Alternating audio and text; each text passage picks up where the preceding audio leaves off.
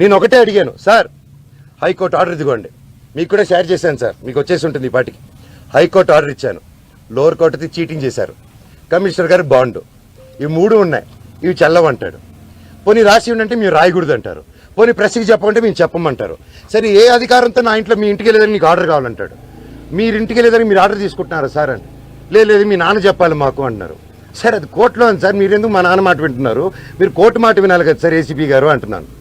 లేదు సీఏ గారు ఏసీపీ గారు లేరు, మోహన్ బాబు గారు చెప్పాలి అంటున్నారు. సార్ ఇది ఎక్కడ సార్, ఇంటి లోపల మా నాన్న లేరు, ఎవరు లేరు, మా పెట్స్ ఉన్నాయి, 25 మంది రౌడీ షీటర్లు ఉన్నారు. నేను డ్రోన్ పంపిస్తాను సార్ చూడండి సార్ అంటే పంపించద్దు, మేము చూడకూడదు. పోనీ నేను ఇక్కడ ఉంటాను సార్, మీరు లోపలికి వెళ్ళిన పెట్స్ నేను కుక్క పిల్లలన్నీ ఇచ్చేయండి సార్, తీసుకెళ్ళిపోతాను. 3 ఉన్నాయి సార్, వాళ్ళు నీళ్లు పెడుతున్నారు, ఏం పెడుతున్నారు, ఎండాకాలం చూసుకుంటాను సార్, పిల్లల్లా పెంచుకుంటాం వాటిని.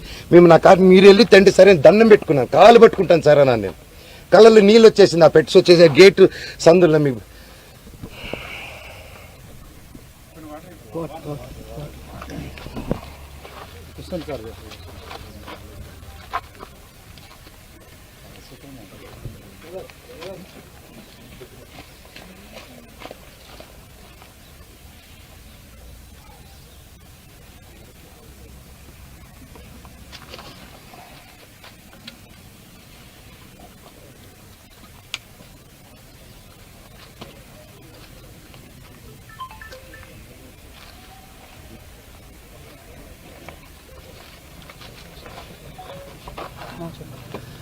సార్ సింపుల్ అడుగుతున్నాను సార్. సీఎం రేవంత్ రెడ్డి గారిని, బట్టి విక్రమార్క గారిని,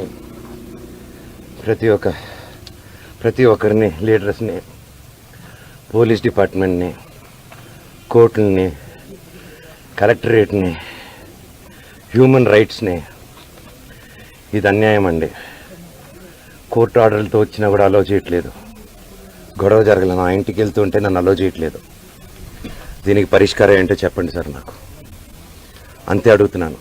నాకు సిఏ గారు ఏసీపీ గారు నన్ను ఎందుకు ఈరోజు అలో చేయలేదని మాత్రం నాకు ఒక లెటర్ ఇస్తే నేను వెళ్ళి జడ్జికి పెట్టుకుంటాను. సార్ హైకోర్టులో మీరు ఇచ్చింది నన్ను పంపిరంట, లోవర్ కోర్టులో ఇచ్చింది పంపిరంట, మీరు బైండ్ ఓవర్ ఇచ్చింది నాకు వర్తిస్తుంది, విష్ణుకు వర్తించిందంట.